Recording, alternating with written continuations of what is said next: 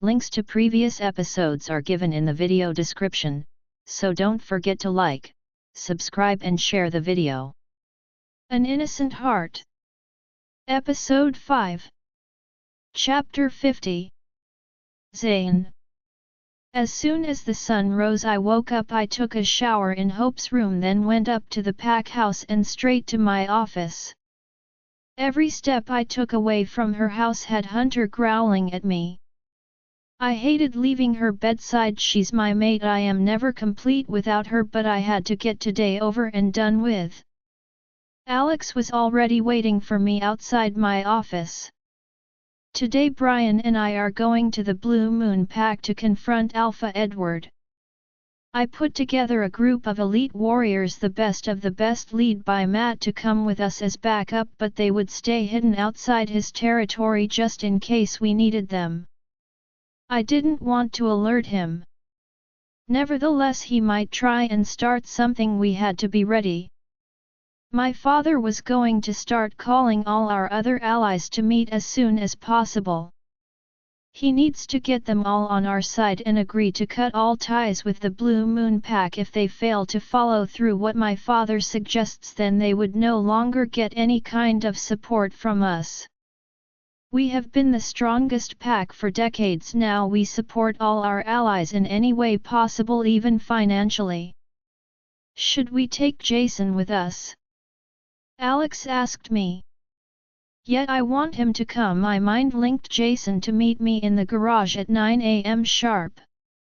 Alex, I want you stay here. I can't leave Hope or our territory unguarded.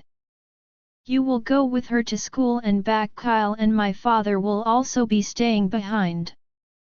At around 7 AM Brian came in along with Matt and Kyle. I could feel Brian's agony after hearing about Stephanie and the bracelet. He wanted Stephanie and her father to suffer for hurting his daughter. We were all in my father's office discussing the strategic plan at hand when I was hit with my baby's scent stronger than ever.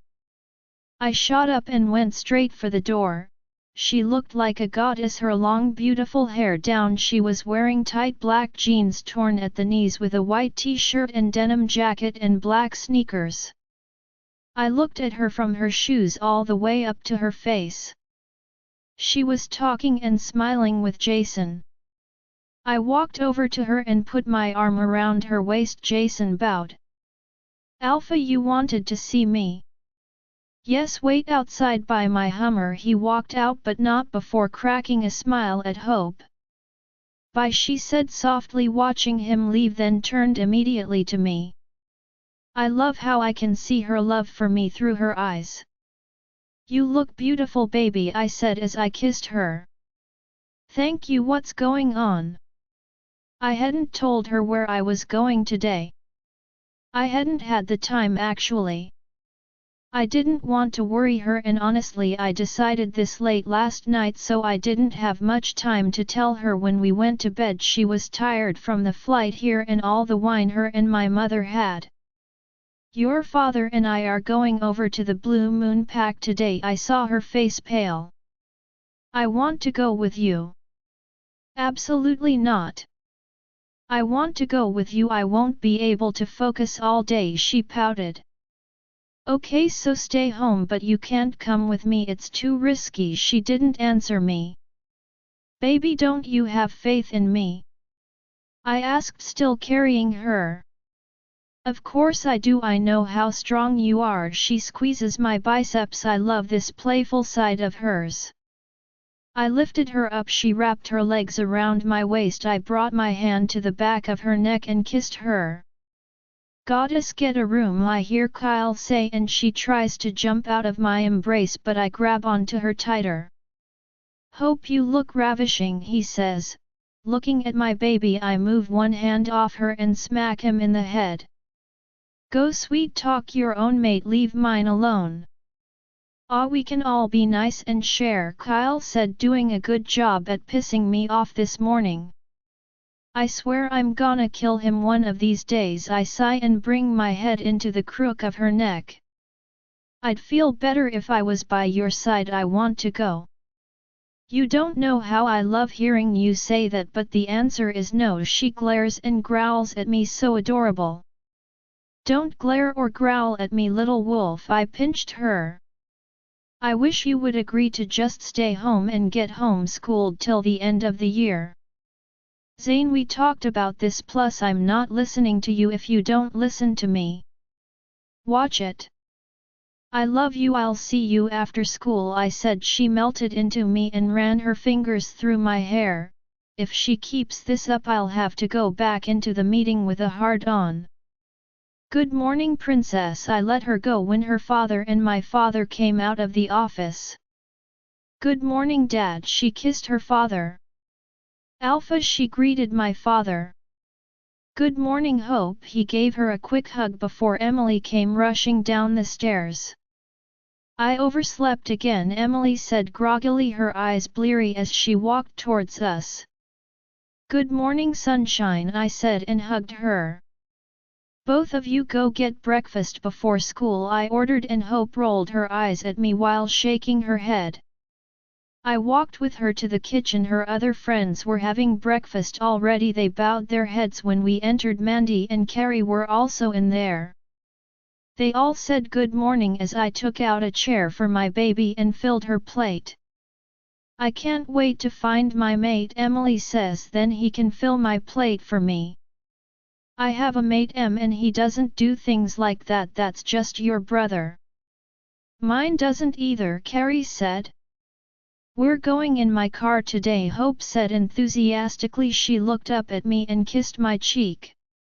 I wanted to buy her the newest model Jeep, but her dad had his heart set on getting her a car. I kissed her on the head while she ate. She started making a sandwich. Are you taking that with you, baby? No, I'm full, it's for you. Ladies, take care of your men, Hope said, looking down at the sandwich she's making me while putting lettuce over the bacon. Mandy and Carrie paused for a second, then started making sandwiches for their mates. I took her hand and kissed it. After they finished breakfast, I made sure she was all set. Come home right after school, I told her before she drove off. Alex and another warrior were right behind her. I alerted the security guards at the gates to let her out. Matt had already gathered all the warriors coming with us outside. I briefed them on what was going on. You follow Matt's orders. If for any reason they become hostile, I will mind link you.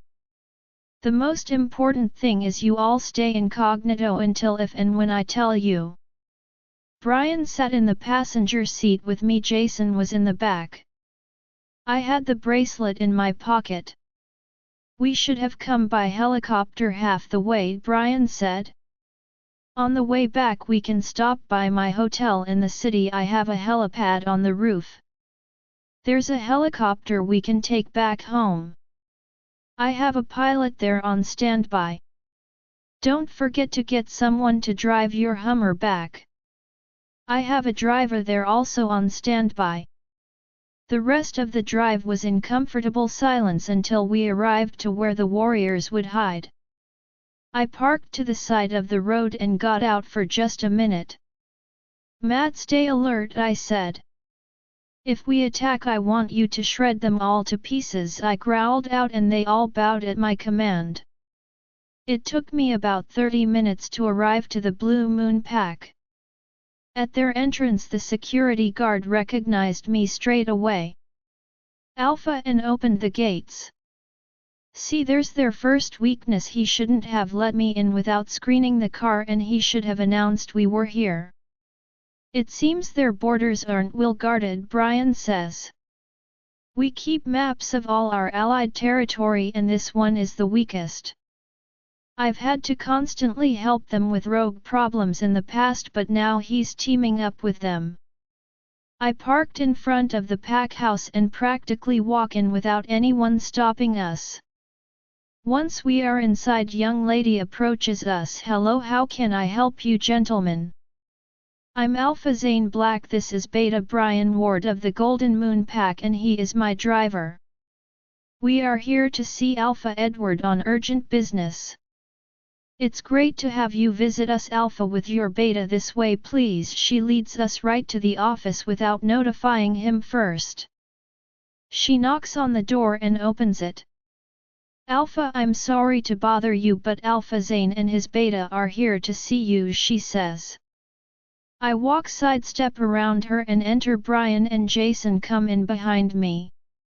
Alpha Zane, it's so good to see you again. He puts out his hand. I shake it reluctantly. Beta Brian, so good to see you. He looks at me then at Jason. He's a pack member, I said plainly. To what do I owe this honor? Alpha, you should have told me you were coming. I would have prepared myself, but no worries, I will have Stephanie make sure the Omegas prepare you a fantastic meal for lunch. Alpha, we do not plan on staying for lunch. We won't take up much of your time, but it has come to our attention that you have become allies with a new rogue leader who goes by the name of Kane. I spoke calmly even though I wanted to kill him right there in his seat. His demeanor changed. Alpha, I am shocked. I have no idea what you are talking about. Call Stephanie in here, I demanded. He looked like he was going to faint. I assure you my daughter does not know anything about this Kane. Call her now, I'd like to speak to her. My voice was very calm and low. As soon as I said those words, the Bish steps in. Dad, is that Alpha Zane's Hummer? She says as she walks in and stops when she sees me. Hi Alpha, what a surprise, she stuttered.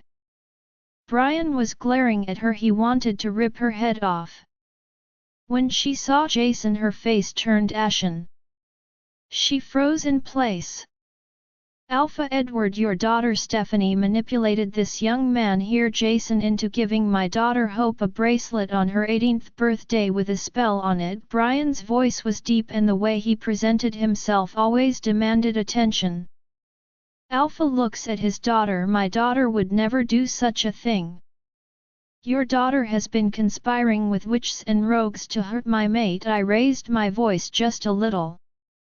That breaches our trust. I stood up, and you know what that means. I glared at him. I took the bracelet out of my pocket and tossed it hard on his desk. Dad, I have no idea what he's talking about. He's jealous that I went out with Jason a couple of times, but that's all it was. Right, Jason? You told me you wanted to be Luna of our pack. You told me you had a witch put some kind of enchantment so Hope wouldn't turn or feel her mate's pull. You told me that you and Alpha Zane were still seeing each other. You also told me that you saw them shopping at the mall and you had Kane, the leader of the rogues, follow them. Jason spilled. He's lying. She cried out. I came closer to her. If you ever attempt to hurt my Luna, I will kill you. Alpha Zane, you cannot come here and threaten my daughter like that. I can, and I did. I grabbed Alpha by the collar. Consider our alliance terminated. All treaties between us ended. The Golden Moon Pack does not consider you an ally any longer. Alpha Zane, you are making a big mistake. He roared. I kept walking right out. I heard him slam his hands down on his desk and break something, but we walked right out and left his pathetic pack house. Zane, I came to the Blue Moon Pack knowing that one way or another there would be a battle. Alpha Edward has no backbone, or else he wouldn't need rogues to do his dirty work while he remains in the shadows. I walked to my car slowly, giving him a chance to attack so I could tear his throat out. I've seen his warriors fight. They wouldn't stand a chance against us. Brian is one of the strongest warriors I've ever met, and the last time we were in battle Jason fought full throttle. I was sure he had rogues stationed inside his territory, hidden in the woods. I wasn't the least bit worried about battling them. In fact, I had purposely provoked him. Hopefully he is stupid enough to order an attack on us on our way back home. It would definitely weaken the rogues and hopefully give me a chance to kill Kane. I have no idea what he looks like, but he's their leader and we will be able to spot the leader easily. I was livid inside, but I restrained myself. I didn't want to attack him first. I had already threatened his daughter and broken all ties with him and his pack. As we approached security at the entrance, I was sure they would stop us, but they did no such thing. My only concern was Hope and the rest of the pack members getting home safely. While in my own thoughts, I heard the sweetest voice in my head. Zane, my baby, mind linked me. Hearing her voice put a smile on my face and calmed me down. Yes, baby, are you in school? Yeah, where else would I be? Are you okay? I miss you. I miss you too, baby. I'm fine. We're leaving the Blue Moon territory now. Okay, please be careful on your way back home. I smile to myself at she's so adorable. Always, I love you. I love you too, she replied with a sign. As I drove towards the spot where Matt and the rest of the warriors were positioned, I spotted something peering at us from between the trees lurking in the forest. I huffed in repulsion. I was right, he does have rogues living on his grounds. Zane, step on it. The closer we are to the warriors the better, Brian warned as he looked outside his window. He had caught sight of them too. I hit the gas pedal. I tried to mind link Alex but couldn't get through to him. What? I was just mind linking Hope. Someone is with my mind link. I can't get through to Alex. Same here, I can't get through to Hope, her dad said. I just linked her a few minutes ago, but I can't now. The bastard is using witchcraft to stop us from mind linking. It's old magic. This proves he is dabbling with witches and sorcery. I took out my phone and speed dialed Alex. He answered right away. Is everything okay? I barked out. Yes, they should be coming out any minute now. I'm waiting for her right outside. We won't be able to mind link you guys at all. Keep an eye out, Alex. Make sure all our pack members stay close together on the way home. Get her home safe. Get them all home safe. Don't worry, I'll have them home soon. You stay focused, she'll be fine, Alex assured me. I could feel my adrenaline rush. I called Matt. Matt, be prepared for battle. I'm almost there. Zane, the Red Blood Moon Pack sent over their warriors to battle by our side. So our allies must have agreed to cut all ties with the Blue Moon Pack. The Red Moon Pack is closest to this area and Alpha Axel is one of my personal friends. He must be crazy to try and surge an attack on us right now, Jason said. He is crazy, I wouldn't put it past him, Brian answered as he started taking off his jacket, getting ready to shift. I quickly swerved off to the side of the road where Matt and our warriors were stationed waiting. As soon as I parked, I quickly took off the watch Hope got me for my birthday and put it in the glove compartment. I didn't want it breaking when I shifted. We jumped out and ran for the woods. As I ran through the unfamiliar woods, I quickly picked up the scent. Filthy rogue, I was coming for blood. I saw Matt standing by Axel and they both approached me. Alpha Zane, my men have been ordered to follow your command. Axel extends his hand and I shake it. Jason joined the warriors. They are close, Brian said. Yes, indeed they are. Axel looks around. Their scent is hard to miss. I walked over to face the warriors. I have faith in every one of you. I want every one of those dead, I yelled out to the warriors. Fight hard and we will eliminate the threat. I want their leader Cain alive.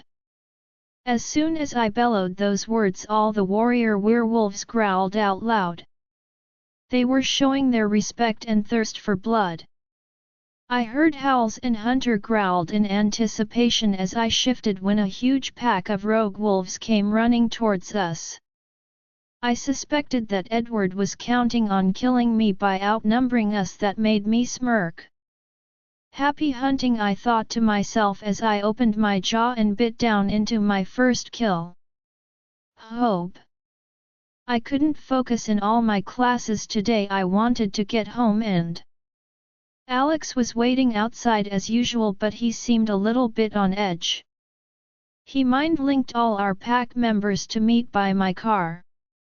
We stay close together until we enter our borders. Alpha's orders. Be on the lookout for any threat once we get home. Do not leave pack grounds until the Alpha and warriors return. What's going on? Emily asked. Nothing to worry about, just taking precautions. I'll drive in front, Luna. You, Emily, April and a warrior in your car right behind me, and Eric rides with you also. Then in Derek's car, Amy, and 2 warriors right behind Luna. And behind Derek are warriors. Split up like I asked, please. I got in my car with a warrior in the passenger seat while Emily, April, and Eric got in the back. Luna, my name is Aaron. Would you like me to drive?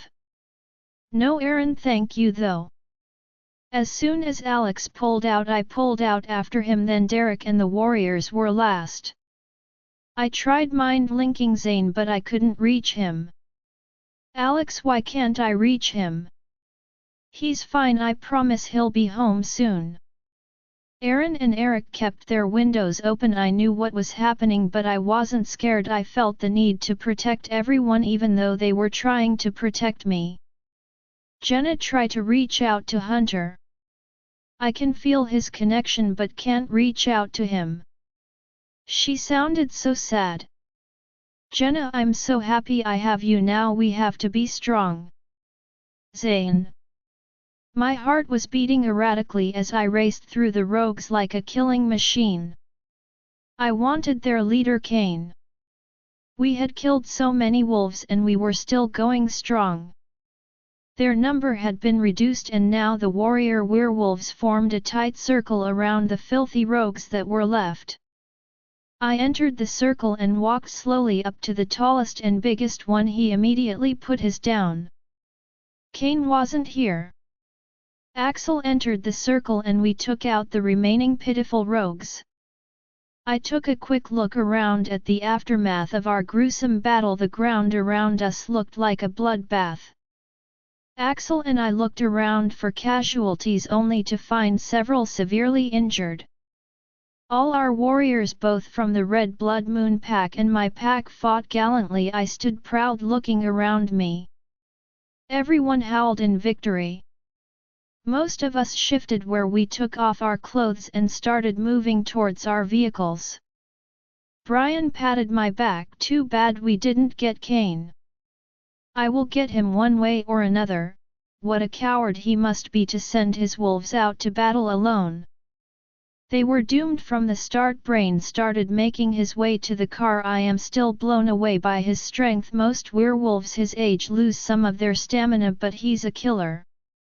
I said goodbye to Axel after I thanked him for his support and invited him to our pack to discuss our next move over dinner tomorrow night. He insisted on us going to his pack to get cleaned up, but I had to go home to her. I missed her like crazy.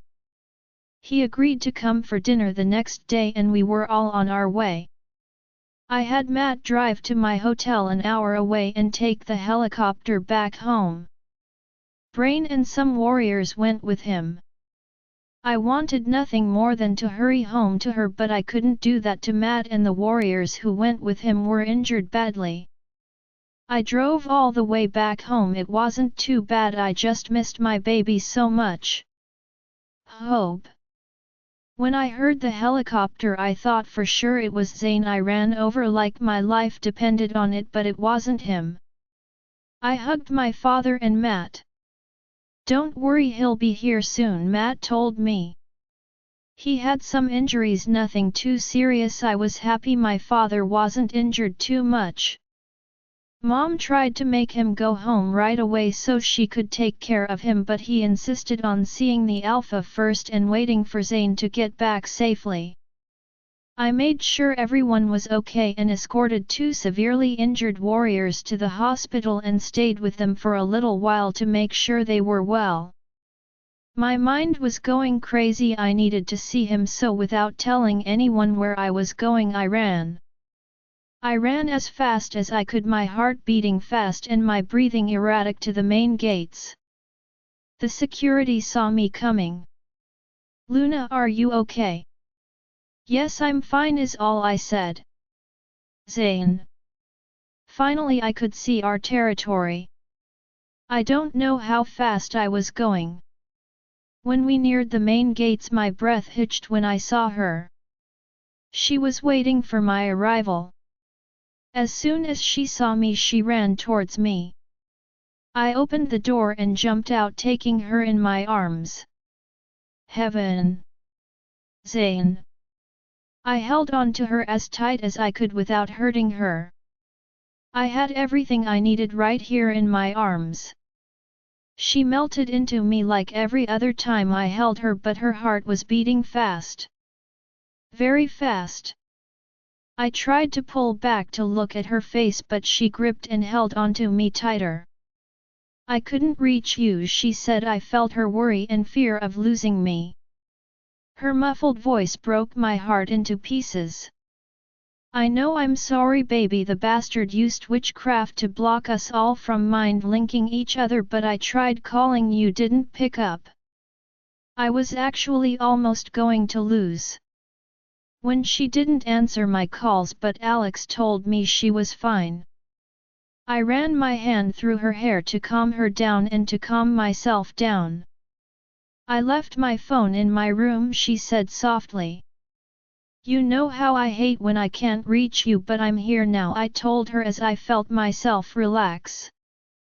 After a few seconds I pulled back a little and cupped her face, kissing her on the forehead. Jason and the warriors that rode back with me all got out of the car. She pulled away from me, but her hands were still gripping my arm as if to make sure I wouldn't go anywhere. I kept my arms around her waist. "Luna," they bowed. "Alpha, we're going to run the rest of the way." They had been sitting down the whole way back home and needed to stretch but they were giving us space to ride up to the pack house alone. "Okay, make sure to get that arm looked at," I told one of them. He just nodded. "Jason, I'm so happy you're okay, all of you." She looked at the warriors. They bowed before running off towards the pack house. Jason went with them. "Are you hurt?" she asked, looking me over for injuries. "No, this is mostly rogue blood, not mine," I said softly, pinning my eyes on her. I could feel her eternal love for me as I stared into those beautiful green eyes. "Come on, your family is waiting for you," she said, blushing under my stare, her hand still gripping onto my arm. "They can wait a little longer," I said softly, wrapping one hand around the nape of her neck and brought my mouth to hers. Finally. She tasted so sweet. I felt like I was home. She wrapped her arms around my shoulders and hummed into my kiss. I kept it short, not wanting to give the security guards a show. "Let's go home." I picked her up and she quickly wrapped her legs around my waist, snuggling into the crook of my neck. I walked over to the passenger side, sat her down and kissed her before going around to my side. "Baby, I love you." I tried mind-linking her and smiled when his sweetest arousing voice filled my head. "I love you too. I don't think I've ever been so scared in my life." I kissed her hand before making my way along the long paved road through our territory until we finally reached the pack house. The pack was waiting outside. They howled when they saw us approach. "Your pack is welcoming you back," she said, smiling. "Our pack." I kissed her hand and stepped of the car. I raised my hand before speaking to them and everyone was quiet. "Thank you. Our warriors fought like champions today against an exceeding number of rogues and we did not lose a single werewolf." Everyone howled out in victory as I made my way inside the pack house with Hope by my side. "Hope! Both Zane's parents and mine met us as soon as we entered the pack house. Luna hugged him and his father patted him on the back. My mother took my hand. Are you okay now, darling? Yeah, I am. I put my head on her shoulder. Zane kept looking back at me. Your son is a champion fighter, my father spoke. I've never seen anyone withstand so many rogues at once. Alpha looked so proud, both him and Matt actually.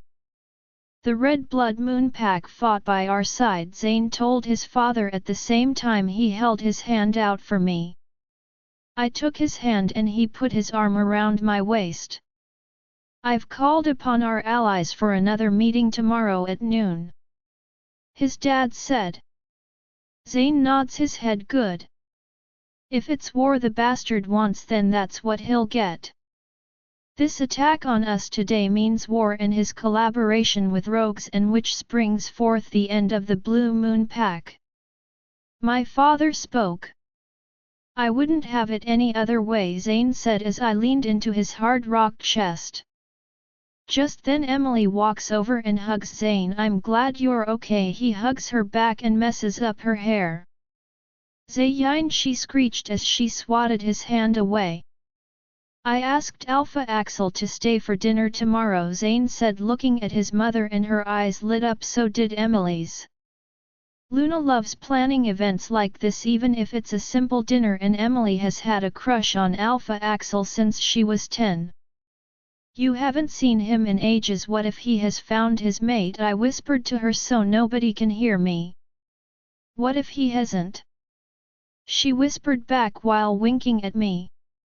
I can't help but giggle. I can't wait. Come help me choose what to wear. She tried to pull me away, but Zane's his possessive nature wouldn't allow it. He pulled me against him. Where do you think you're taking my mate? Zane growled. We have all day tomorrow to choose, and we can talk tonight at dinner, I told Emily. Fine, I'm going to check on Jason, she said, annoyed, and walked away. Where is Matt? Is he okay? I asked Luna. He went up to his room. He's fine. He'll be down for dinner, Luna answered me and continued. Our Luna is so perfect, Zane. The goddess has truly blessed us. She made sure everyone was okay even though she was worried sick about you. She even went with the injured warriors to the hospital and remained by their side. She said, looking at me with so much love.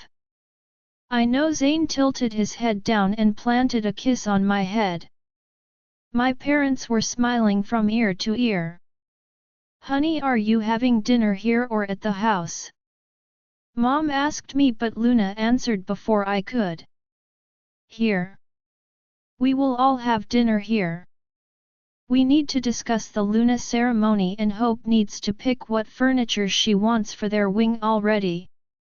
Okay, we're going home now. Brian needs to rest. I'll come up help you in a little bit. It's okay, Catherine, take care of him. Dinner has been picked and is already almost done anyway. I hugged and kissed both my parents before they walked out the pack house and went home. I could tell Zane was beat. You need to rest before dinner, I told him. He lifted my hand up and kissed it. Let's go, we'll see you at dinner, Zane said, and kissed his mom's cheek before they walked away into the living room. We walked up to his room. As soon as he stepped in his room, he took off his shirt and I gasped when I saw his cuts and bruises. I'll be fine, baby. He walked in the bathroom and continued to undress. Do you want me to start you a shower or bath? I asked him. He looks so good even when cut up and covered in dried up rogue blood.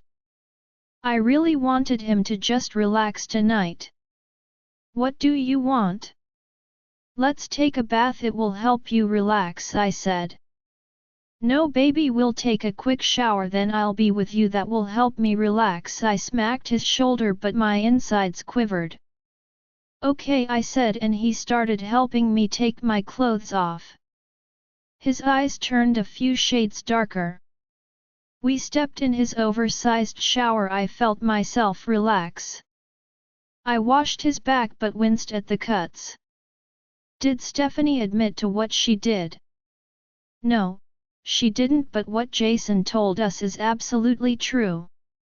He turned around towards me and I started washing his shoulders. He has rogues living on his lands and maybe witches too, he said with a dark concerned glint in his eyes. Everything will be okay, let's take this one day at a time, I told him. His gaze changed when he heard me say that. What? I asked. You're so perfect in every way, he said, and my heart did all kinds of flips. In every way. I got down on my knees in front of him. Zayn. She took me by surprise when she went down on her knees in front of me, but I'm not complaining. If this is her way of making me relax, I'll battle rogues every day. I lifted her chin up so her eyes met mine. Baby, I want to be with you. Zayn, I love you so much. For a second I paused when she said that. I have heard her say she loves many times, but it was the way she said it. I love you too, I said as I started her. I reached one arm out and put it up against the mirror and held on to her with the other hand. You're so tight, I kissed her again. What is this girl doing to me? I had never come this hard or this much. She looked up at me and smiled. When I could walk again, I carried her back into the shower and told her to behave this time. Hope. Our family dinner was great. Emily and I chatted with the twins. Zayn sat with his brothers while my parents and his parents were talking about tomorrow's dinner. Alpha Axel called Zayn and said he was bringing a guest with him to dinner tomorrow, which of course put Emily in a depressed mood. Do you think this guest he's bringing is his mate? She asked me in a low voice. It could be, I answered honestly. I noticed how Zayn kept glancing over every few minutes. Who are you guys talking about? Mandy asked. Alpha Axel, I answered. Oh, what about him? Carrie said as she came closer so nobody hears what we're talking about. Nothing, he's just absolutely gorgeous and he's coming for dinner tomorrow, Emily said, sounding like a lovesick teenager. Hope Luna walked over and handed me a furniture catalog. Take a look and see if there's anything you like. Okay, I started looking through the pages. Our personal wing is made up of 7 rooms, a master bedroom with a huge fireplace, 2 walk-in closets, a huge elegant bathroom which is more like a spa than a bathroom. Zayn is working on the decor of the living room. 2 other bedrooms very similar to the master bedroom. The only difference is there's 1 big walk-in closet rather than 2, and the bathrooms are a little bit smaller than the modern bathroom. There's a kitchen and dining area. There's a media/game room and a very cozy library. With sitting area. Oh, I love picking out furniture, Carrie said. I like this bed, it reminds me of the one in Hawaii, I said mostly to myself. Doesn't Zayn have a say in this? Kyle laughed, trying to piss off his oldest brother yet again. She can choose whatever she wants, it's fine with me. Zayn winks at me then taps his lap. I get up, walk over to him. What do you think? I showed him the picture still standing in front of him. I just don't think it's very appropriate to sit on his lap when both our parents are in the same room. He scowled at me before wrapping his hands around my waist and pulling me down onto his lap. Next time do what I tell you right away, my dominant alpha mate whispers. I roll my eyes at him. Please keep giving me reasons to punish you later. I kissed his cheek, giggling before snuggling into him. I love this overbearing mate of mine to death. Mandy and Carrie walked over and sat on their mate's lap. No fair, I want my mate, Emily whines. Maybe we can have a ball or something for all the unmated werewolves. Carrie says it would give them chance to find each other. That's a good idea. Emily says, way too excited. I don't blame her though, a werewolf is never complete or can live up to its full potential unless they find their destined mate. Having a mate also makes us stronger. We'll have a ball as soon as this whole thing with the Blue Moon Pack is dealt with. Emily looks happy now. What was Edward like as an alpha? My father asked, looking at the twins. He was nice, I guess. The alpha family kept to themselves. They don't really mingle with the rest of the pack. They eat alone, train alone, travel alone. They hardly ever meet with pack members, Mandy answered. But you're friends with Stephanie, isn't she a part of the alpha family? I say, a little bit annoyed just at the mere mention of her name. Zane's grip tightens around me. We were friends, not anymore though. Not after what she tried to do to you, Carrie said.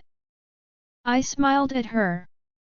I lean into Zane, yawning. Let's go to bed, we have to get up early tomorrow for your first shift, he said. Zane. When I woke up the next day, Hope was already up. Her scent was strong, which meant she was still in my room. I hate it when she wakes up early and not only leaves the bed but leaves the room. She is so excited to finally shift. I have been putting it off purposely because of the pain that a werewolf has to endure during the first shift. The thought of her being in any kind of pain is antagonizing. On the plus side, where there is pain there is always pleasure. The first shift comes with raging hormones and desires. The first shift also awakens the five senses, enhancing our sight, smell, hearing, taste, and feelings. She will be able to feel everything I feel on a whole new level. The mate bond strengthens to the maximum after a first shift. She will be able to feel my anger, my love, my lust, everything I feel she will feel. I was still lying in bed when she walked out of the bathroom in black leggings.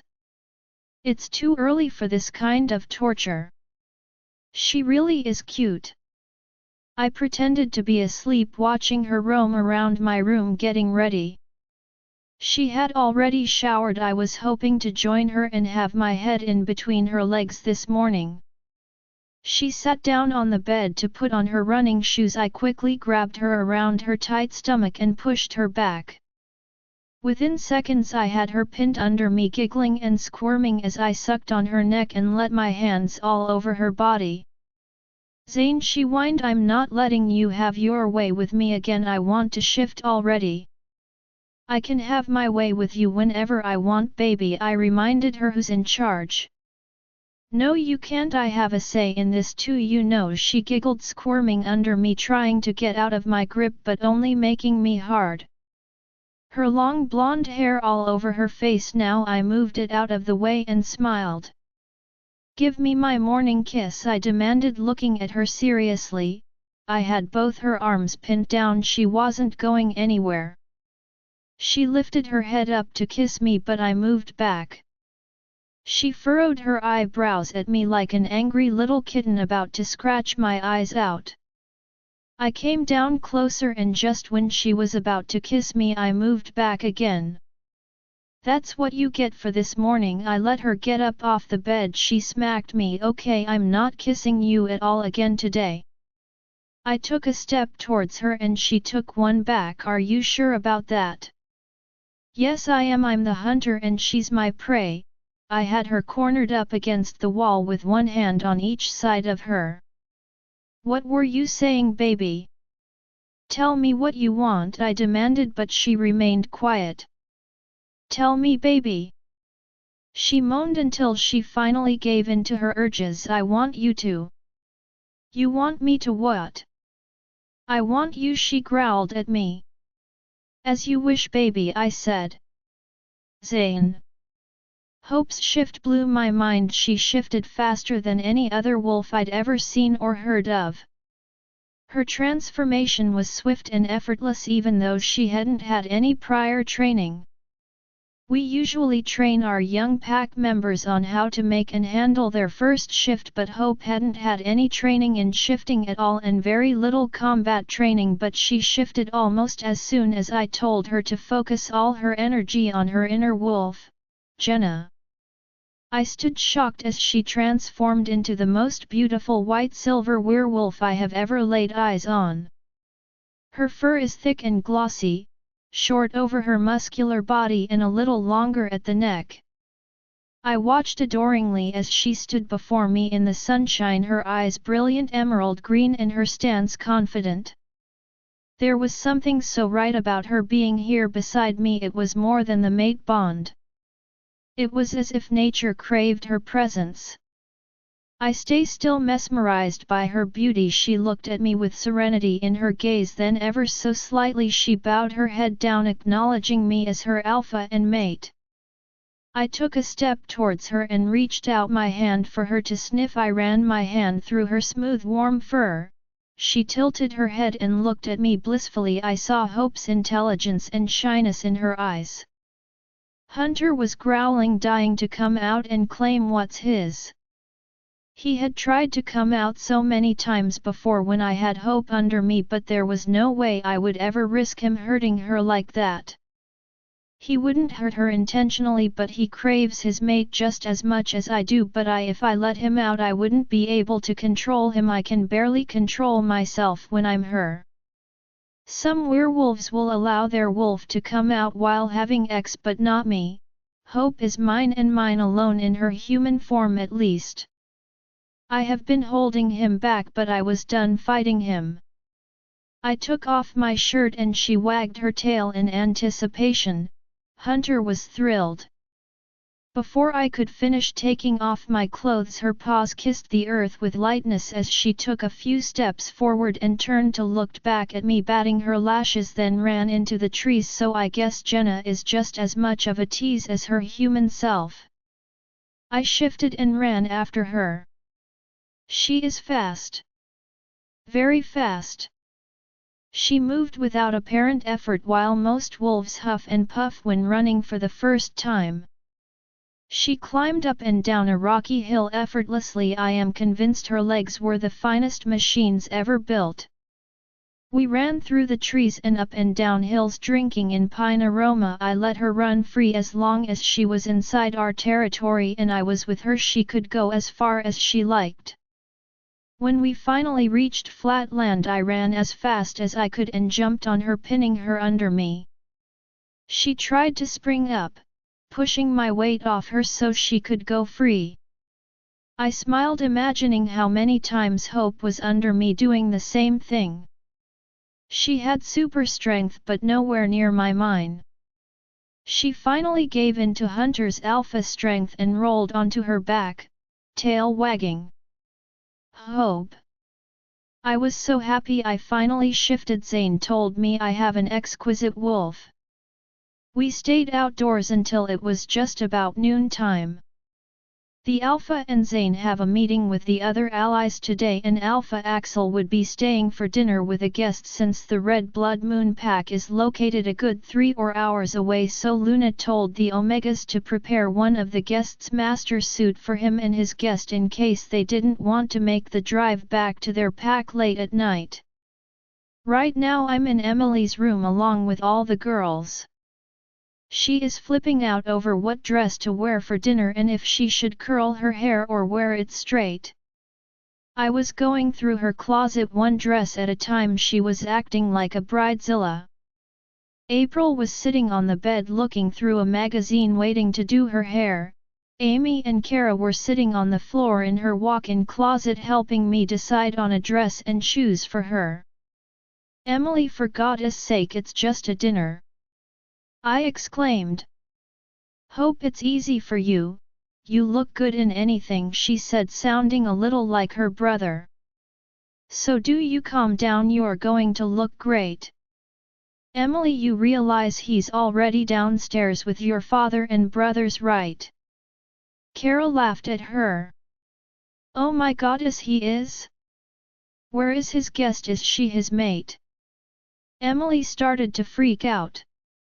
Hope, please, it's okay for you to walk in the meeting. Go down and see who his guest is, and if she's pretty, please, she begged. I can't focus. I doubt she's attending the meeting with him, Emily, but fine, okay, I'm going down to see what she looks like or who she is and I'll be back, I exclaimed. I left Emily's room before I strangled her and took the stairs to the foyer, then straight to the kitchen. I check on lunch preparations and told the Omegas to set the table in the private dining room for the Alpha and his guests. Then I followed Zane's scent to the boardroom where Alpha usually holds long meetings like these. I knocked on the door. "Come in," I heard the Alpha's voice beam.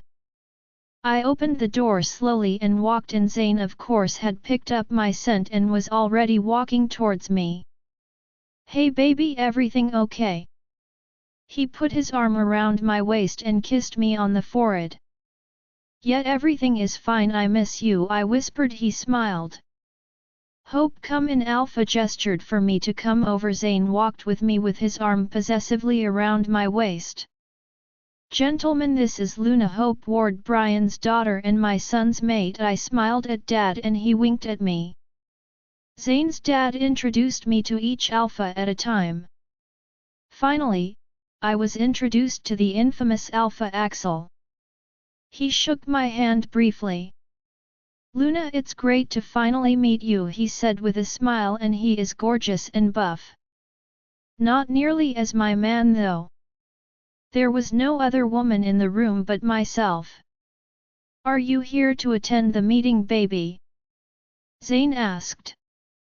No, I came to let you all know that lunch will be served in the private dining room in 30 minutes. He smiled at me so lovingly. "It was nice meeting you all. Excuse me," I said, and Zane walked me out. I kissed him briefly and headed towards the private living room.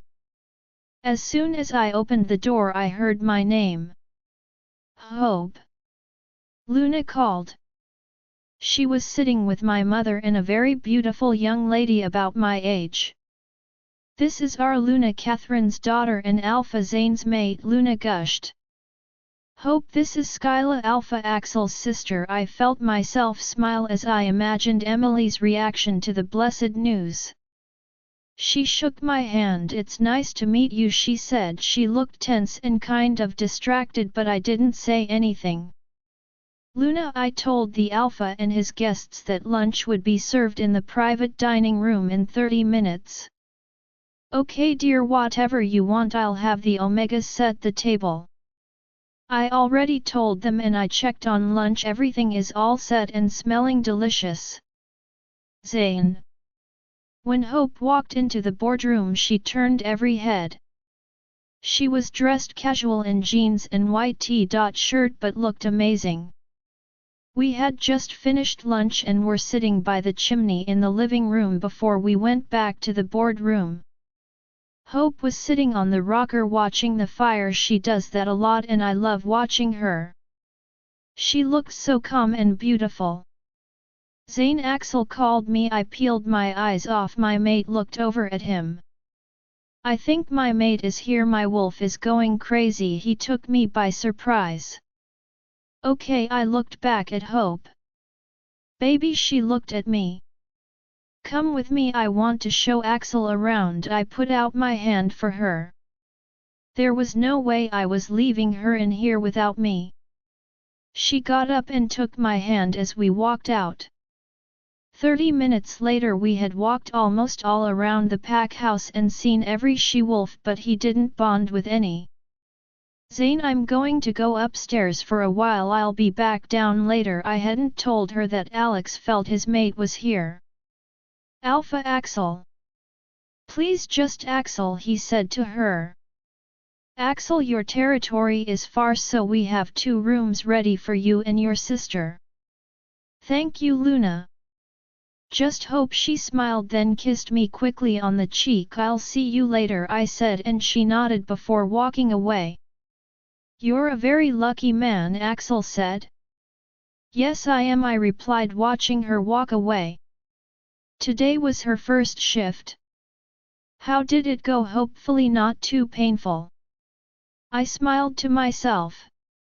She didn't feel a thing. She shifted faster than any other wolf I've seen.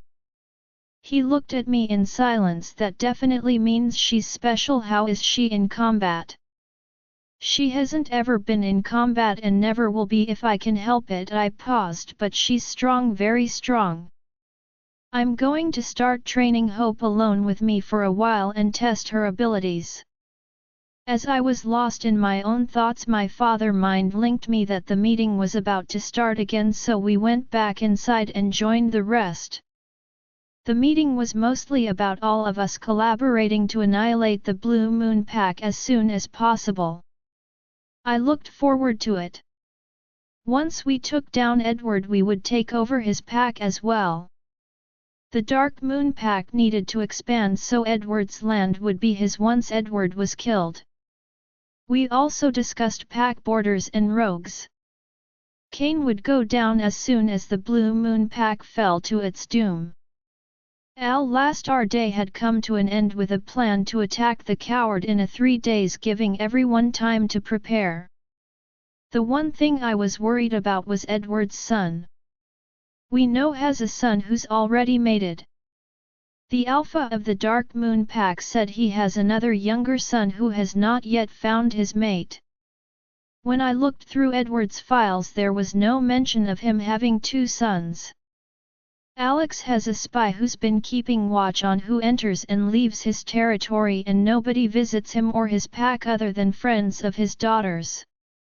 We also know that after the last battle the number of rogues in this area has decreased, which in turn has decreased the number of attacks on smaller packs. I introduced new techniques of training and also offered all our allies the opportunity to bring their warriors here to train with Matt and Kyle. We have enough homes and rooms to accommodate them while in training. After our meeting, I went up to my room to find Hope reading on my bed, and because of her newly intensified hormones and desires, we ended up twice before it was time to get ready for dinner. I wasn't complaining at all. I enjoyed this new side of her. Every time I turned around she would jump my bones, and I loved it. Her drive was insatiable, almost as big as mine. Hope. After I told Emily that Axel's guest was his sister, she freaked out even more. I wanted to go home to get ready for dinner, but I couldn't leave her alone like this. Zane was already dressed and looking hot as ever in a fitted black t-shirt that defined his muscles and dark jeans. He looked absolutely seducible, but I couldn't jump on him again right now. I had to go see one of my best friends. Maybe later. I'm going to go see the girls, then go home, I told Zane. Go home? This is your home. He put his arms around me. The home I grew up in, I smiled at him. Well, you grew up in this house too. I kissed his cheek and rubbed my hands up and down his arms. I better stop before things get too heated, especially with the way he's looking at me right now. I want you to move your things here. Most of my things are here. I wrapped my arms around his broad shoulders. He put his arms around my waist and pulled me into him. Baby, in 2 days our wing will be ready. I want us to start our lives together. I know, but that doesn't mean we can't sleep at my house sometimes, and we have started our lives together. He tilts his head to the side and looks at me for a few seconds, then he cups my face and kisses me softly. As long as I sleep with you every night, I don't care if we sleep here or there, but eventually we are going to have to settle in one place and start a family. My heart melted when he said that. I know he wants me to move my things to our private part of the pack house, but I don't want to leave Mom and Dad so soon. I know that sounds childish, but I know they like having me around the house. This won't be easy for them. You want that, don't you? His eyes turned a shade darker as he pulled me even closer and picked me up a little. I jumped and wrapped my legs around his waist. You want me you again and again, don't you? Oh goddess, I was grateful he was carrying me because my legs turned to jelly and my brain all mushy as tingles shot through my body. He brought his head to the crook of my neck and placed one single wet kiss. You want to carry my baby, don't you? When I'm older of course I do. My answer came out like a whisper. I'm going to love watching your stomach grow with my pups. His voice sounded husky as he slid his hand under my shirt. A sudden knock at the door woke me up from my trance. Oh my goddess, that's Emily! I shrieked, pushing his hands off me. I heard him chuckle as I rushed to open the door. Hope, come on, we're all in my room. Emily dragged me out. Go ahead baby, I have to go see Matt and Kyle anyway, he said. I watched him adjusted his jeans from the front as I was being dragged out of his room. Oh wait Zane, he looked back at me. I forgot to tell you I invited my friends to have dinner with us tonight.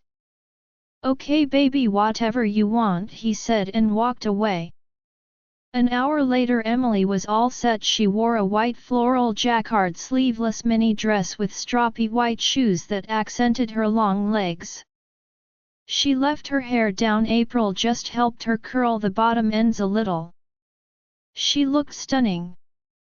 My job was done here. Emily had calmed down a little and I could go home and get ready. On the way to my house I saw the love of my life with his brothers and Alpha Axel standing outside. Hope! Kyle called out. Hey, I smiled at him. Come give me a hug. Go hug your own mate, Zane growled and hit him in the head. I shook my head at them and laughed to myself as I continued walking home. I'll see you at 8 sharp, gentlemen. Mom and Dad were both home and already dressed for dinner. Hey princess, come have some of your favorite ice cream. Yum! I ran over a little too excited as he handed me a big bowl of ice cream.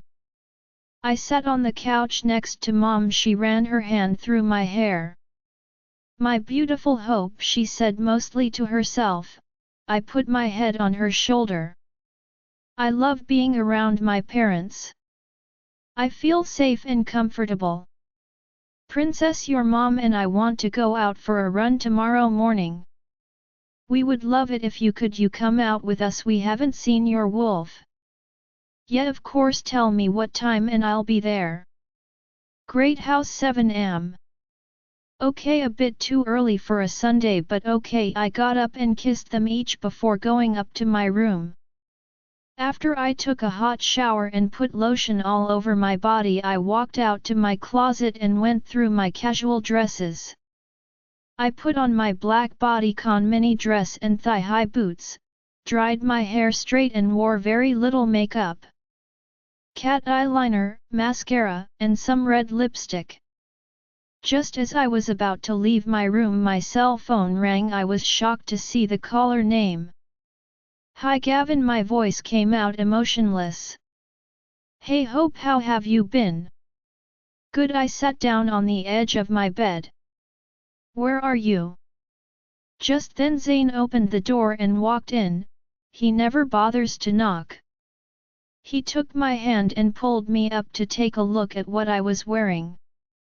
I'm at home but I'm kind of busy. My voice was a bit off. I don't know if it was the way Zane was looking at me or if it was that Gavin was being creepy.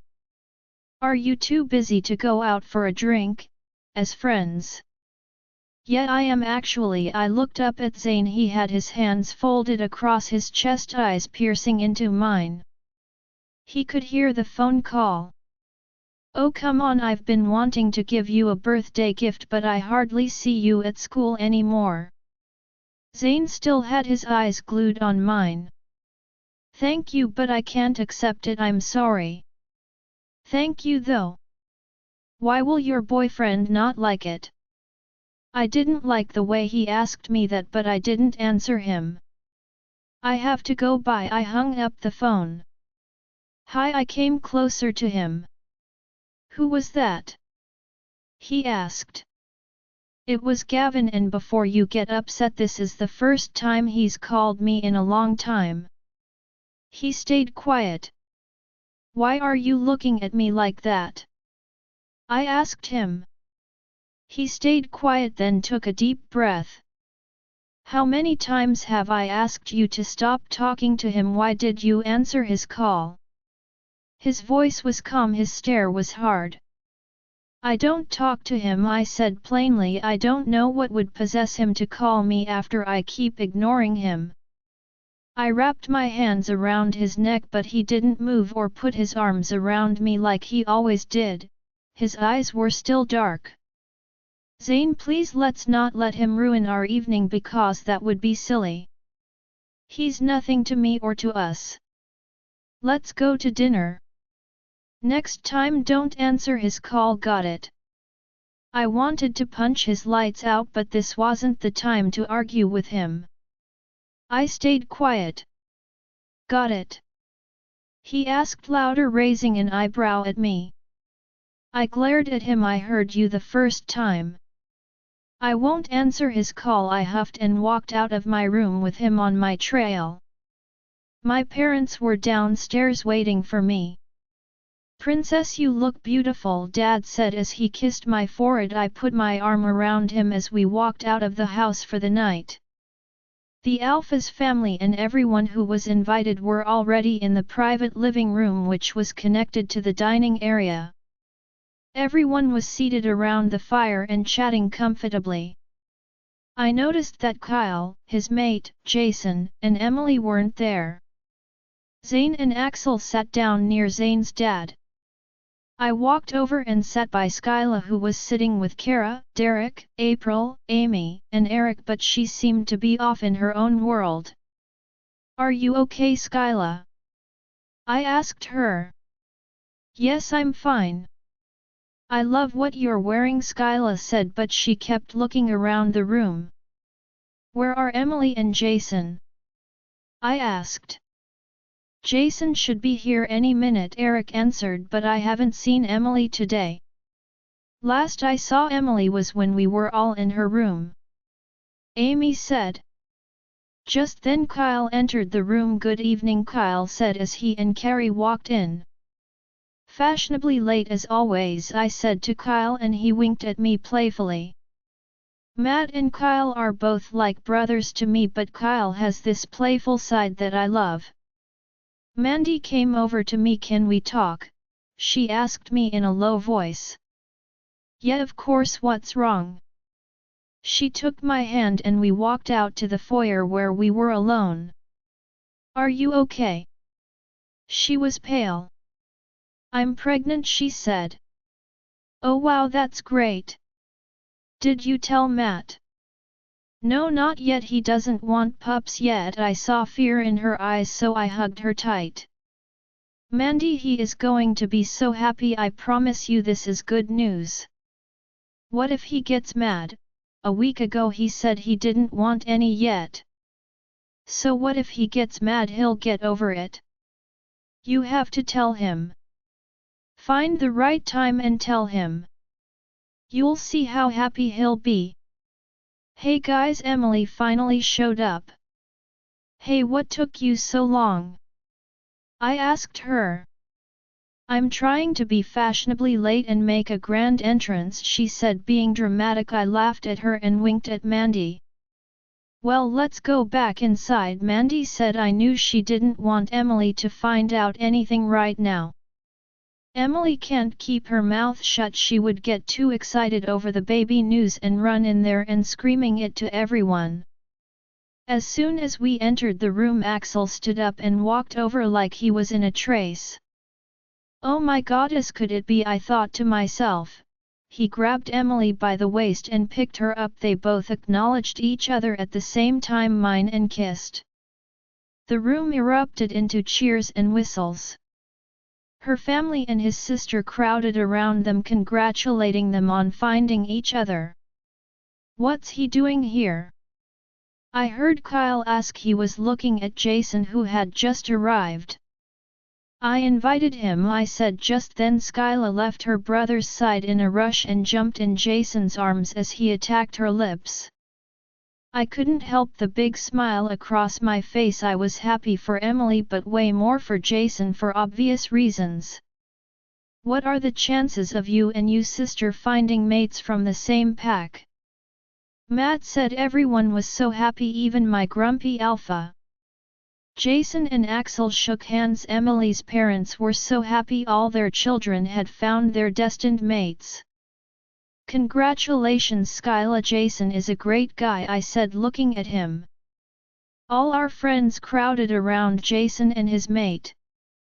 Finally Derek said now maybe he'll stop. We all laughed at him. Jason couldn't care less. He kissed his mate again.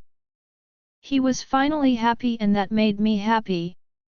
A month later. Zane.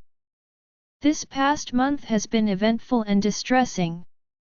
The day after the Alpha Summit, Alex received news that the Blue Moon Pack had moved their entire pack away to an unknown territory. I went over there to make sure the news was accurate and to see if I could find any clues as to where he slithered off to. As soon as all our allies cut ties with his pack, Edward knew we were coming to take him down. Their move was secret and sudden. Axel and I have spent most our time and energy this month trying to locate him, but in vain. My father is convinced that they fled the country and have taken shelter on foreign lands, but I highly doubt that. I have men at our international airport and ports. There was no sign anywhere. Axel is still here at our pack.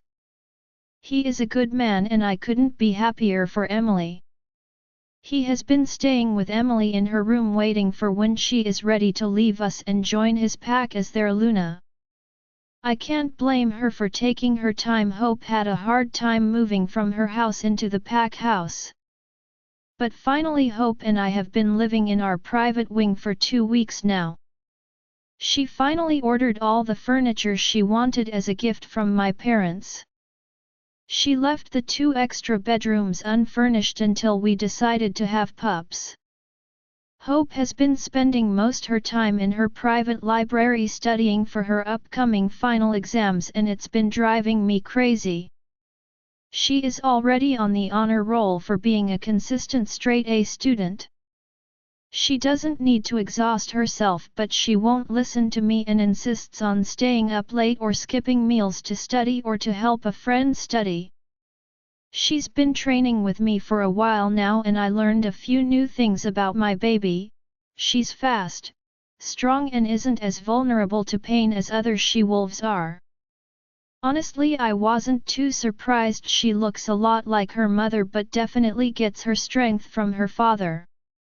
This sweet temptress of mine would be a bad in a fight, but for the sake of my sanity I hope I never have to witness it. Axel's sister has been staying with her mate. She finally stopped sulking around and got him together. I've offered him the opportunity to try out for either a warrior position or head of security position. Ever since Hope got attacked in her own house by rogues, my trust in Ethan's security skills has faltered. Jason was more interested in becoming a warrior, but I have to admit he's strong, and now that his mind and eyes aren't on Hope, then we don't have a problem anymore. I offered the same opportunity to his friends who are almost as strong as Jason and with the right training would make good warriors. Right now all I could do was focus on finding Edward and his pack and take him down once and for all. Not knowing where the pathetic F** is hiding has me on edge. Especially since yesterday Hope found a disturbing note in her locker and she told me it wasn't the first one. I lost myself when she showed me the first note she found. How could she not tell me about something like this? We ended up fighting. Hope, wait here until I come back. Do not leave this house, I ordered. No, I'm not a child. I grabbed her by the jaw. All I want to hear from your mouth is the word yes. I cut her off before she could finish her rant. I stormed out of our living room and went right to her school. I demanded all the footage from the surveillance cameras we had installed in the hallways. Turns out Gavin watches her more than she notices. The creep watches her from afar. I felt my blood boil. I've already asked Alex to get me all his background information. But if she ever so much as answers his call again, there will be hell to pay. The person who put the letter in Hope's locker was caught on camera after school hours wearing all black loose clothing and a ski mask. He is totally unrecognizable, but one thing is for sure, her school is not safe anymore. When I came back she was in the library. I told her she had no choice but to be homeschooled. Of course she put up a fight again. Zane, I'm not staying home all day to be homeschooled. You're making a big deal out of this. I didn't say you had a choice, baby, I said as I clenched my jaw. What? Yes, of course I have a choice. You can't take me out of school. I tried counting to 10 to calm down, but she was pushing my every button. Goddammit, Hope, would you just listen for once? I yelled as I slammed my hand on the wall. I want to keep you safe. You will be homeschooled. I didn't give her a chance to say anything else. I stormed out. I needed to get some fresh air, but every step I took further away from her literally hurt me, and Hunter growled until he finally gave up and blocked me out completely. I had to leave before I did something I would regret. I wanted to be alone, so I got in my car and drove farther and farther away. I could feel all the hurt and pain she felt until she finally said "Good night" through our mind link. I couldn't bear the sad tone in her voice, so I turned around and headed home. When I got back she was already asleep. I took off my clothes and got in bed with her. She's heaven. Hope, baby, I pulled her closer. Don't, she said and moved away from me. I pulled her into me even closer than before. Don't, please, just don't, I said. She remained still and finally fell asleep. Tomorrow is Saturday. We have dinner plans with my brothers and their mates and Axel and Emily. I asked Alex to come, but he has to go out of town with Brian tonight and will return the next day. Also tomorrow Axel has decided it's time to return to his pack. Emily will be leaving with him since her school will be in another district. She has agreed to be homeschooled until she graduates. Hope has no choice. She either accepts the idea of homeschooling or I lock her up in our private part of the house. I was drained. I held her close, allowing her touch and scent to calm me down until all the frustration, stress, and lack of sleep finally caught up with me and I fell asleep. I woke up the next morning. Hope was still asleep. She hasn't let me touch her in days. It's been one thing after the other. The final straw was the note. Maybe I overreacted. She just makes me crazy sometimes. And it doesn't help to have her push me away like this. She puts up a strong act, but I know she misses me and wants me. I can feel it even in her sleep, just like I want her. I trail my fingers down her shoulder to her neck. She opens her eyes and tries to move away from me. Not this time. I grabbed her by the waist and pinned her under me. I've had enough of this. You're not going anywhere this time. I barked out at her. She tried to push me off her, but she's pinned down under me and she knows it's futile to keep trying to get out of my grip. Baby, please listen to me. I didn't get to where I am today without being hated, and we didn't become this powerful without making enemies, and I personally have a lot of enemies. The only way they can hurt me is if they hurt you. This is my way of making sure you're safe. Maybe, but I have no other choice. I can't lose you. She relaxes and the frustration between us instantly melts away, and all we want to blow each other's brains out. I bring my mouth down on hers and shove my tongue between her lips into her warm mouth. Hope. Our kiss is raw and intense. I'm breathing fast. I ran my hands up his torso and wrapped my arms around his shoulders, running my fingers through his hair. Tell me you love me, he demanded, his voice raspy. I love you, I said before he brought his lips back to mine. His skin felt warm and his tongue like silk. I quivered as his hand reached my thighs and moved my panties to the side. My body was aching and screaming for release. But I wasn't complaining.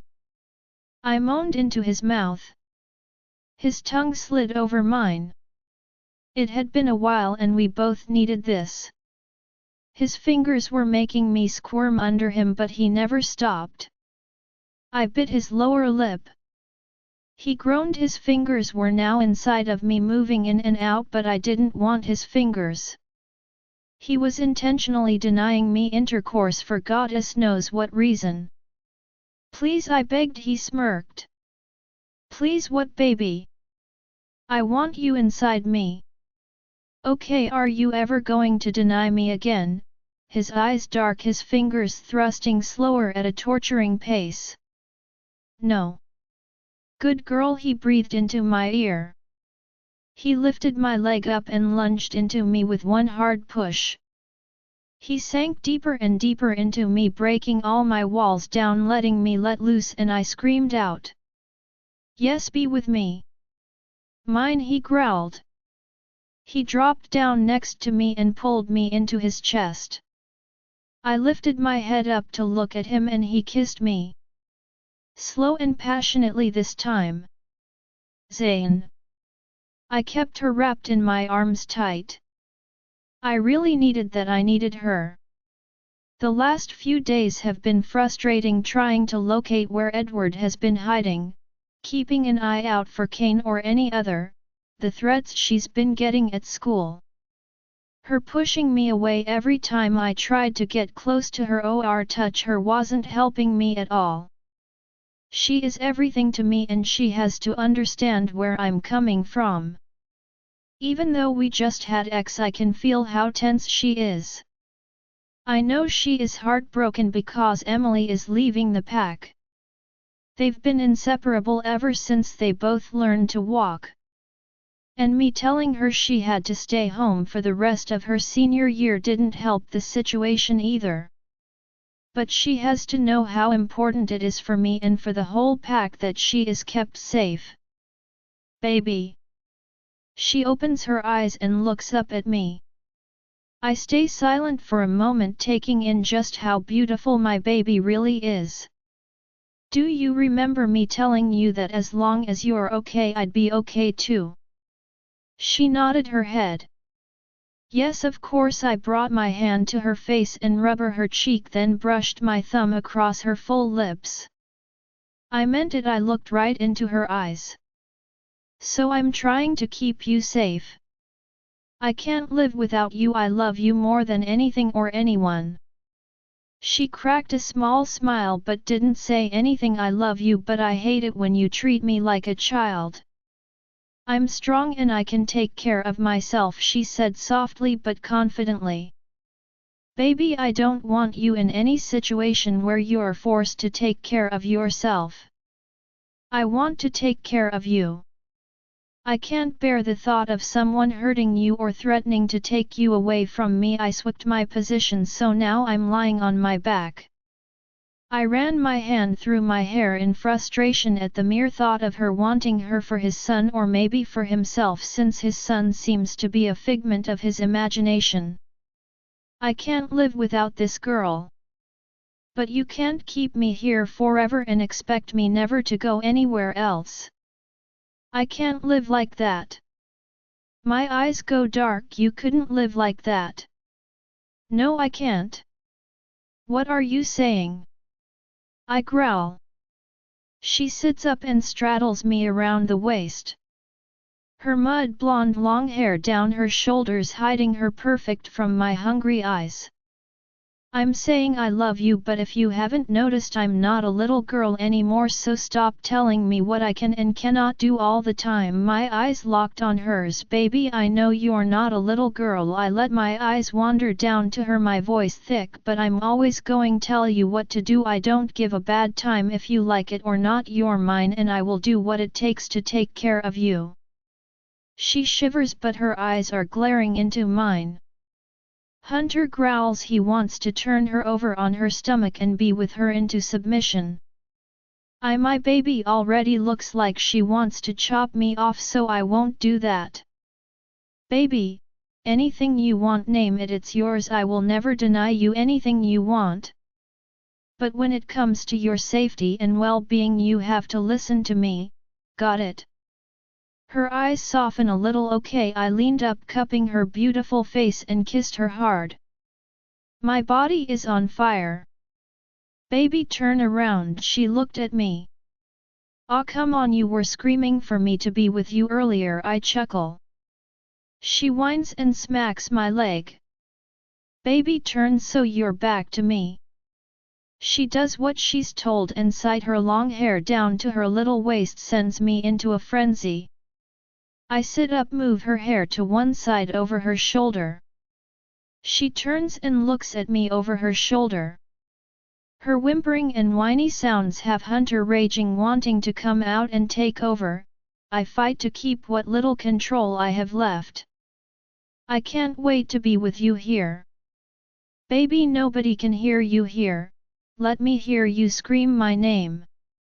Ride me, baby, I love this woman. She's mine and I'm hers." She finally adjusted herself on me. "Look at me, I want to watch you." Her eyes poured into mine. She cried out, our eyes still locked. "You're so tight. I love you, Zane." I moved her hair out of her face and kissed the top of her head. "I love you, Hope. Will you marry me?" I heard her gasp and look up at me. "I know it's not very traditional for wolves, but I want to make you mine in every way possible, baby. I am already yours whether we get married or not. We are mates, but since you asked, yes, I will marry you." I grinned as I planted kisses all over her face. She giggled. My favorite sound. We stayed in bed a while longer until she stirred and got up. "Where are you going, baby?" "To shower," she said shyly. I've been with her 1,000 times now and she is still shy. I followed her into the shower and stole a few kisses while I shampooed her hair and she washed my body. "Hope, what time are we leaving tonight?" I asked him while I washed his back. "Our reservations are at 8. "I'm hungry," I said. "We have been locked up in our little world all morning." "Well, let's finish up and go have lunch." After lunch I spent some time with my parents at home, then went to see Emily. She was all packed and ready for her leave tomorrow as Luna of the Red Blood Moon Pack. I couldn't be happier for her, but I was going to miss her so much. For dinner I wore Zane's favorite red dress. My mother was in my room this time. "Are you okay, Mom?" I asked her. "Yes, darling," she smiled. "What time will Dad be back?" "What do you mean, darling? Your dad is with the Alpha." "Oh, I thought Zane mentioned something about him and Alex going away on business for a day." "Your father hasn't told me anything yet, honey." I finished getting ready and went downstairs. I saw Matt carrying Mandy. "I'm pregnant, not crippled," she laughed out loud. Ever since he found out about the baby, he has been carrying her around most of the time. I think that is so cute. I'm talking to the both of them when a familiar strong hand snakes around my waist. "You look ravishing, baby." Soon we all gathered outside and headed out for dinner. Zane held my hand the entire time. Axel and Emily were in the back. "I can't believe I'm going to be an uncle," Zane said. "And I'm going to be an aunt." Emily sounded excited. When we got to the restaurant I recognized the area. "Isn't your penthouse down that way?" I pointed. "Our penthouse is down that way, yes, right around the corner." "If you want we can stay here tonight," he said. "No, I want to spend as much time as I can with Emily. The restaurant is fancy and the food delicious. It is also owned by Zane, so it's safe. Nobody from the Blue Moon Pack can get in without being caught." It was so much fun to be out with the family.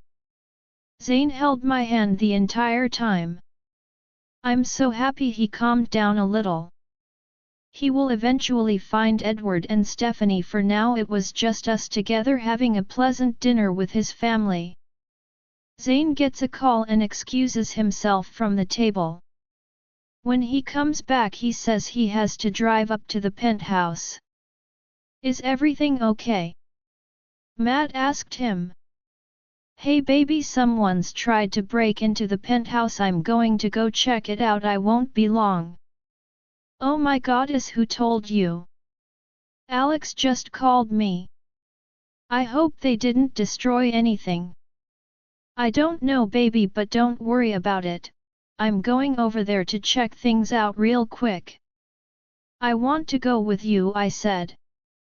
Baby, I'll only be gone 10 minutes. Stay here. I love you. He kissed me softly. I love you too. I'll go with you. Axel got up, kissed Emily and walked away with Zane. I watched him walk away and out the restaurant.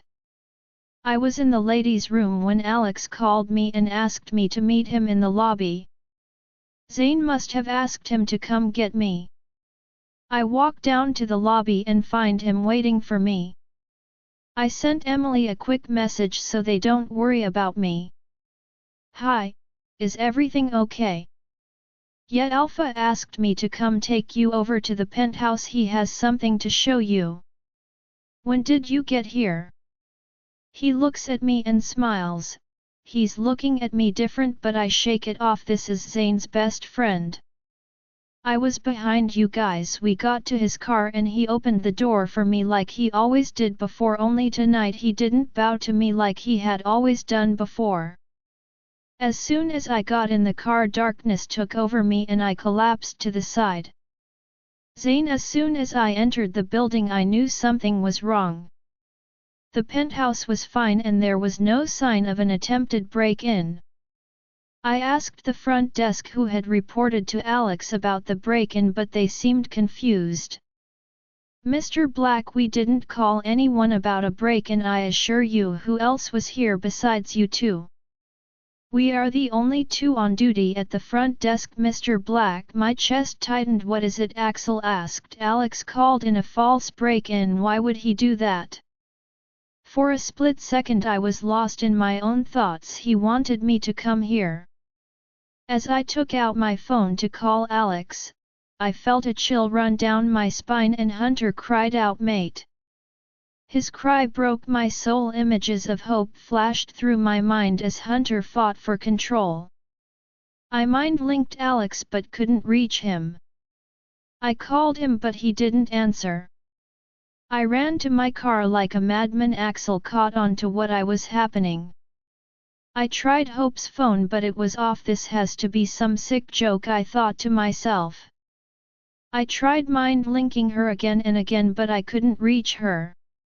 I ran into the restaurant and almost fell to my knees when I saw her seat was empty. Where is she? I bellowed out. She went to the ladies' room. Mandy says no, Emily said as she took out her phone and handed me it. She sent me a message that she's with you. I grabbed her phone and read Hope's message. Hey Emily, Zane sent Alex for me. I'll be right back. I checked what time Hope had sent the message. It was less than 15 minutes ago. I slammed my hands down on the table and ran out.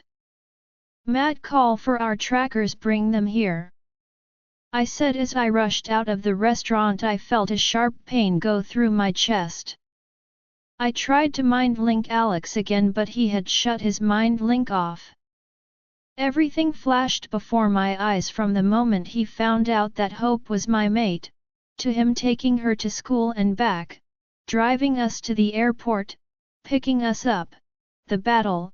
Alex was the one handling the surveillance on Edward's pack. He took care of getting me information on Edward's background. Alex had been my most trusted friend since we were kids.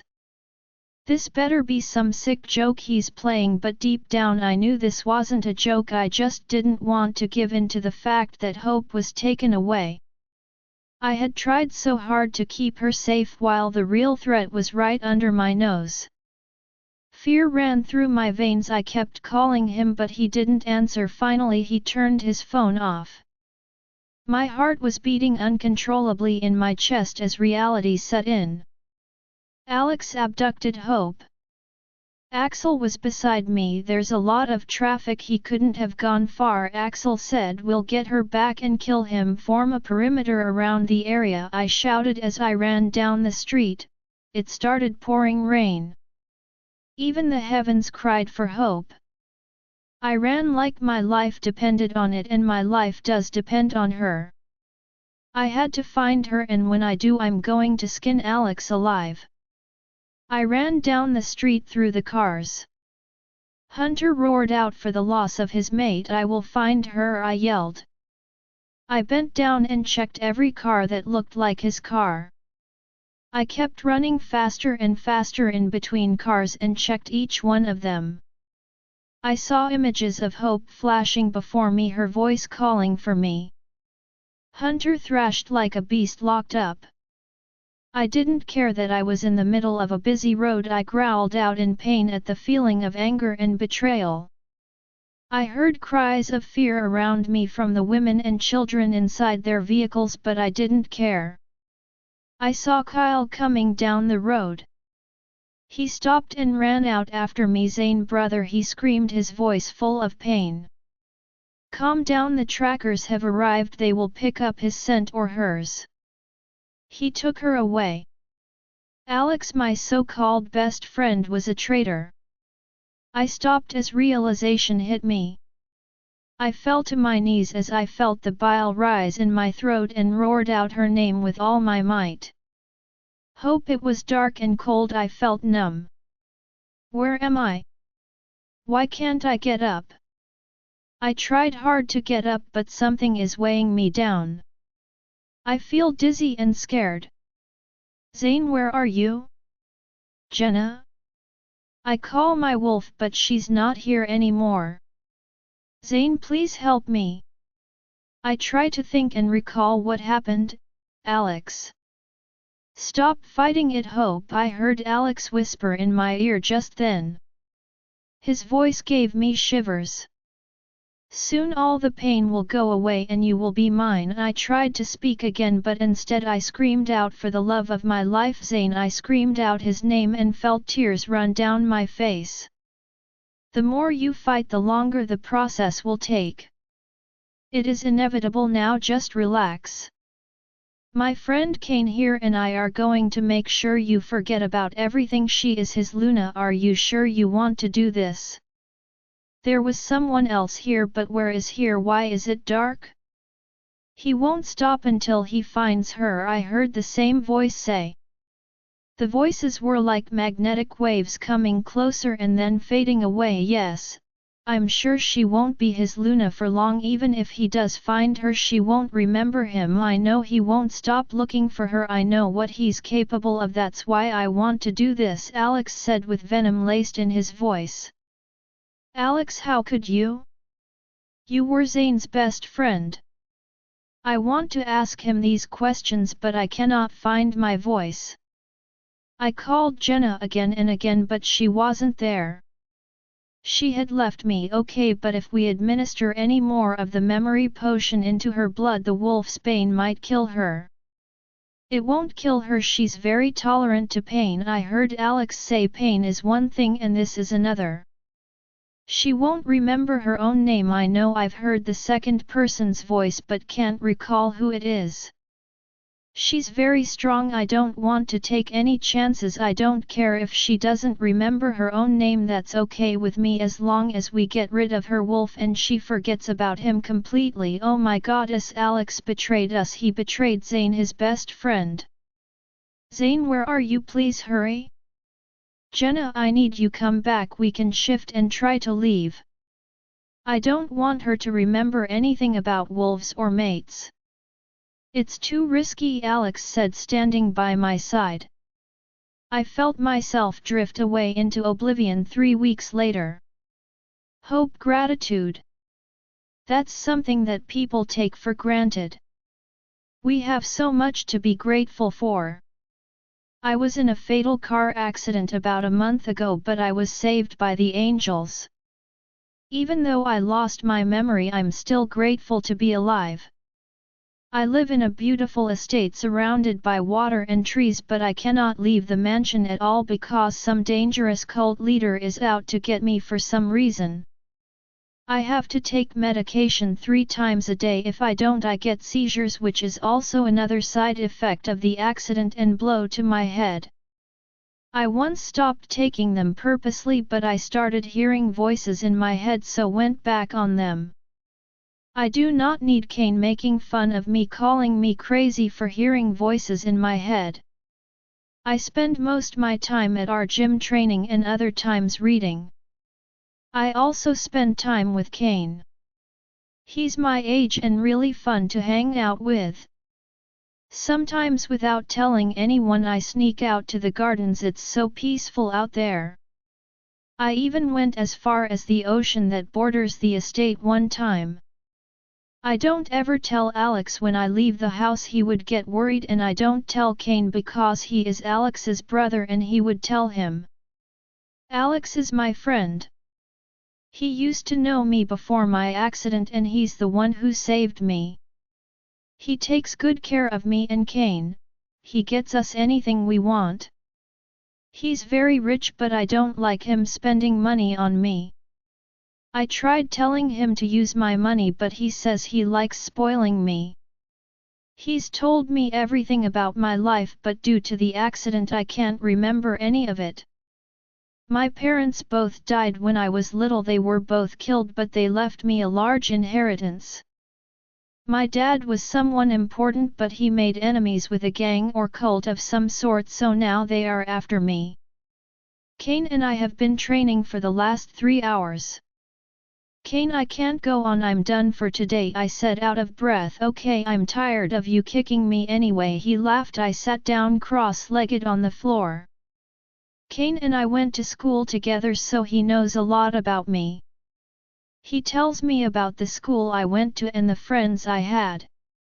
Sometimes I wish I could go there and see what it's like. Kane, what's the leader's name? He looked at me confused. What leader? The leader of the cult who killed my parents, I said. His name is Zane. Zane, I repeated my enemy's name. I can't remember my parents, but I made a promise to myself that I would avenge them one day. Hope. I woke up in the middle of the night in a cold sweat and my heart racing uncontrollably. Another nightmare. When will this end? I silently asked myself. I got out of bed slowly and walked over to the window. I felt goosebumps all over my arms when I saw a figure looking up at me, but even though it felt real, it wasn't. It was more like a vision or maybe a memory from my past. I closed my eyes tight for a few seconds, but when opened my eyes again, I saw myself in a beautiful bedroom with only a towel wrapped around my body, and in the same room with me is a gorgeous tall guy with dark hair. When you're in here, shut your curtains, the gorgeous man said with a deep voice.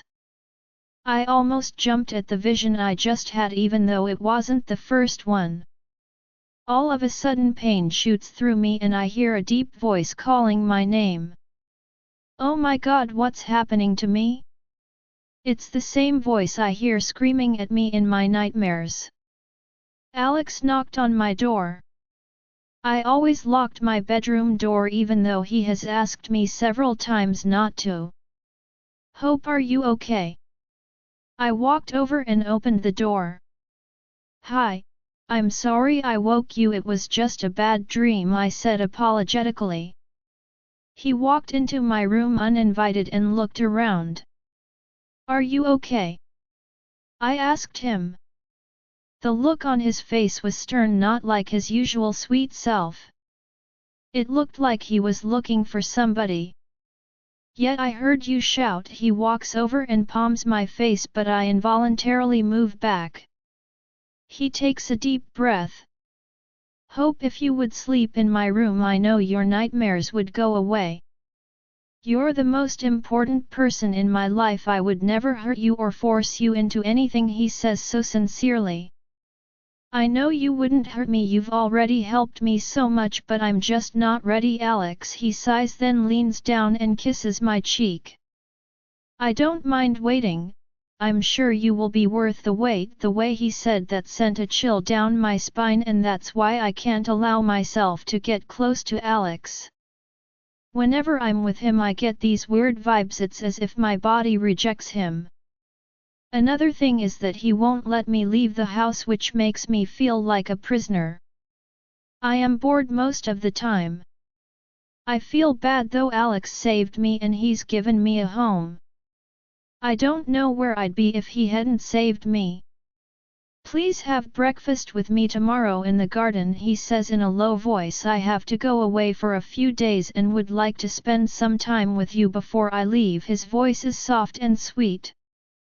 "Yes, I'd like that." I smiled at him as he walked out. I locked my door and climbed back to bed. Thoughts of the man in my visions invade my sleep. I try to focus and remember anything, but I can't. I'm about to lay down when I hear it again. "Hope, baby, tell me if you can hear me." It's that deep voice again. Why do I keep hearing it in my head? Tomorrow I'll ask Kane and see what he thinks. The next morning after I got ready for my breakfast with Alex, I heard whispers coming from Kane's room. I kept hearing my name, so I inched closer quietly. "I want her to forget about him." It was Alex. "She has already forgotten about him," Kane whispered back. "Who are they talking about? Then why won't she accept me? Oh my god, they're talking about me. She's a tease, you should just go for it." "No, I want her to fall in love with me the way she loved him." "Well, as long as she keeps taking her pills you might have a shot, but he is her mate man. No matter how much she might love you, it won't be close to what she had with him." Alex hits Kane so hard he goes flying across the room. "Don't ever say that again unless you have a death wish." Oh my god, fear takes over me and I hurry back into my room and lock the door. I try to calm down, my heart is beating fast, too fast. A knock at my door snaps me out of my minor breakdown and I feel a cold chill run down my spine. "Hope?" Alex called from behind the door. "Yes, I'm coming," I called out, pretending to be preoccupied when I opened the door. "Good morning," I say, trying to compose myself best I can. "Good morning, beautiful. Are you ready for breakfast?" Alex asked me. "Yes, almost. I'll meet you in the foyer in 10 minutes. I said. "Is Kane coming too?" I asked, looking over at him innocently. "Oh no, I was just with him this morning. He already ate, but you two will see each other for your training." "You mean me kicking his butt?" I laughed, trying to remain calm. Today Alex is leaving for a few days. That will give me time to talk to Kane alone and to snoop around and see what I can find out, because these two are definitely keeping something from me. Zane. Hell. That's all I can say about my life right now. I hardly sleep, and when I do I have nightmares of Alex forcing himself on her.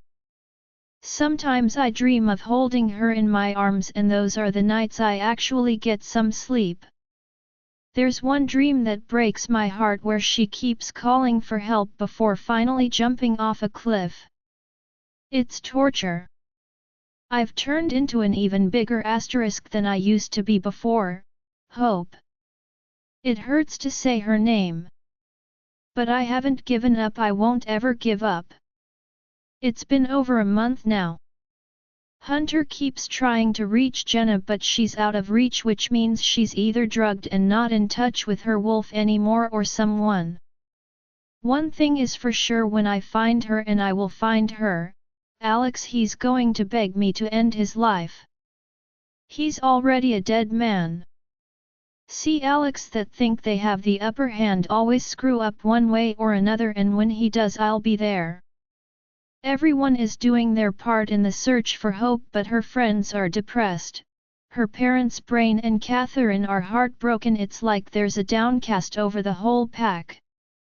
Hope is the life of this pack. Every time I see Catherine I see hope in her. She looks so much like her mother. But her mother seemed to age this past month and Brian lost his mind and left that same night. He took the best trackers and went after her, but 2 weeks later they returned when their search came to a dead end. I was like she had disappeared and taken everything good with her. I have my people looking for her everywhere: bus stations, train stations, airports. It's late but I'm at her school right now looking through each student's file when I notice something very odd. The same day that Hope was abducted, one of the students transferred to the east. Mother Gavin. This isn't a coincidence at all. Take me to her locker, I told the principal who I had called to meet me. She bowed her head, got Hope's locker combination, then lead me over to my baby's locker. She had a jacket neatly folded in there. I picked it up slowly and smelled it. Her scent was faint but still lingered. She also had a picture of us taped on her locker door. This was a picture she took of us at my birthday dinner. She was in her emerald green dress wearing the jewelry I got her. I hungrily took in her face. Hope baby, tell me if you can hear me. I tried to mind link her and I went through. I could hear her breath but only for a few seconds. I tried again but couldn't reach her. I couldn't help slamming my hand against the locker's hunter, fighting for control again. I let out a pained growl. Alpha, the principal came running back. Please calm down. Before she could finish I cut her off. You will talk to all his friends and find out where Gavin went to, I demanded. I have already done that, Alpha. I stared at her. I'll do it again, she said. Good. Start as soon as possible and start by asking the girls he knows, girlfriends, ex-girlfriends. Call them to your office as soon as they come in tomorrow and start asking questions. Yes, of course, Alpha. I wanted to empty her locker and take the picture but I couldn't. When she comes back she will do it herself.